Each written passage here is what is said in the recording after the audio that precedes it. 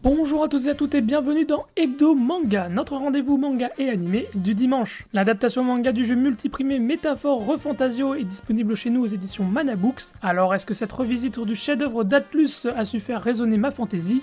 On va voir ça ensemble. Je m'appelle Télio et encore une fois, bienvenue dans Hebdo Manga.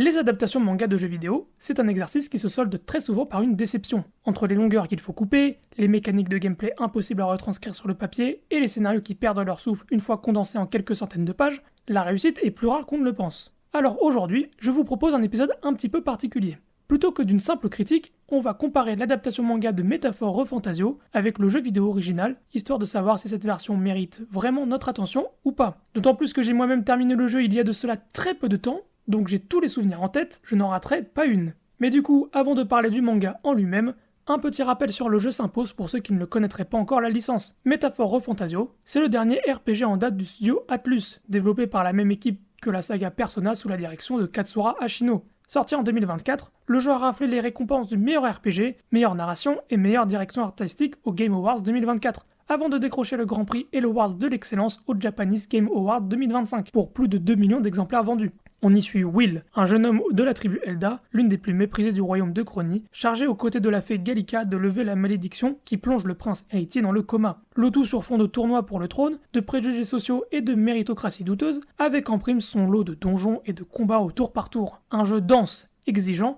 qui demande une bonne centaine d'heures pour être terminé. C'est justement de cette densité que découle toute la problématique de l'adaptation manga. Confié au mangaka Yoichi Amano, déjà connu pour Akaboshi Ibun Suikoden, la série débutée en janvier 2025 au Japon dans le magazine V-Jump de Shueisha, et compte aujourd'hui 4 tomes. Chez nous, ce sont les éditions Mana Books, déjà responsables des adaptations de Persona 3, Persona 4 et Persona 5, qui récupèrent la licence au sein de leur collection Pixel, dédiée aux adaptations de jeux vidéo. Le tome 1 est sorti le 2 juillet dernier, avec le tome 2 déjà annoncé pour le 1er octobre. Ce premier tome s'ouvre sur la mission de Will et Gallica, infiltrés dans la capitale de Grand Trad pour assassiner Louis Guiaberne, l'officier responsable de la malédiction du prince. Mais la mort du roi vient rebattre toutes les cartes et lance le fameux tournoi du trône où mêle lutte de pouvoir et tension entre les différentes tribus de Chronie. Alors comment se positionne le tome 1 face au jeu? Sur la trame scénaristique, l'adaptation est assez fidèle, voire même très fidèle. On retrouve les mêmes événements déclencheurs, les mêmes enjeux politiques, la même mise en place du tournoi. Là où ça se corse, c'est sur le traitement de cette matière. Le jeu original prend son temps pour installer les personnages et les enjeux, sauf que le manga fait un petit peu l'inverse. Il va à l'essentiel, condense fortement l'histoire,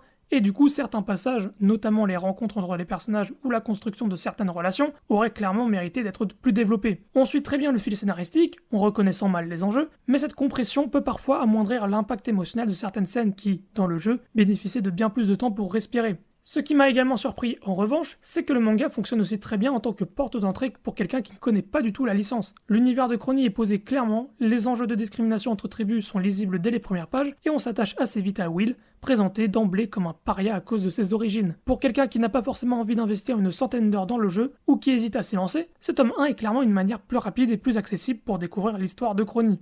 Niveau direction artistique, c'est justement là que la comparaison avec le jeu devient la plus intéressante. Le jeu original doit beaucoup de son identité visuelle à Shigenori Soejima, déjà caractère designer sur Persona 5, qui habite Chronie d'une esthétique baroque très reconnaissable, avec des interfaces qui imitent les coups de pinceau, des contours vifs et des artworks presque picturaux à chaque menu ou transformation d'archétype. Autant dire que la barre est très haute pour une adaptation en noir et blanc. Et sur ce point, Yoichi Amano s'en sort plutôt bien. Plutôt que d'essayer de reproduire à l'identique cette texture picturale forcément liée à la couleur, il l'a traduit en un jeu de hachures et de trames assez denses sur les tenues et les décors, qui donne au trait une matière et un grain qui rappellent l'esthétique européenne recherchée par le jeu, sans jamais paraître être une vraie pâle copie. Les silhouettes des personnages, elles, restent très fidèles au design de Soejima, ce qui aide beaucoup à s'y retrouver quand on connaît déjà le jeu. Les scènes de combat sont dynamiques et jouent sur de grandes cases pour retranscrire l'aspect spectaculaire des invocations d'archétypes, même si, comme souligné plus haut avec le scénario, certains décors lors des affrontements restent un petit peu en retrait, comme si le rythme resserré du manga ne laissait pas toujours à Amano le temps de développer ses arrière-plans avec autant de soin que ses personnages au premier plan.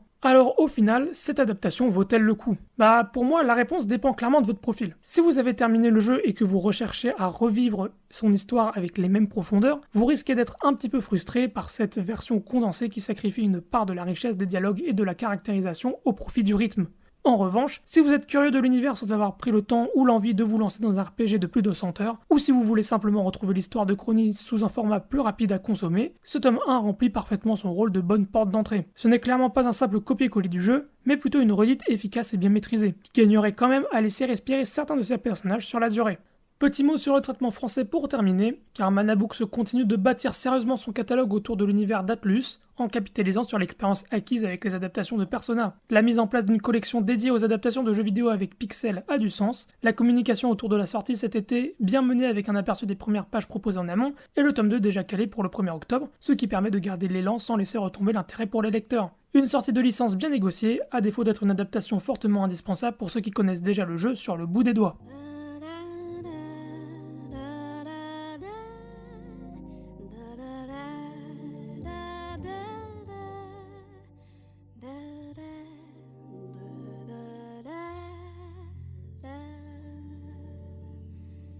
Et voilà qui signe la fin de cette hebdo manga, j'espère qu'il vous aura plu. La semaine prochaine, on retourne sur de la nouveauté. Je vous remercie de m'avoir écouté et vous donne rendez-vous donc la semaine prochaine pour un prochain hebdo manga. C'était Télio, ciao!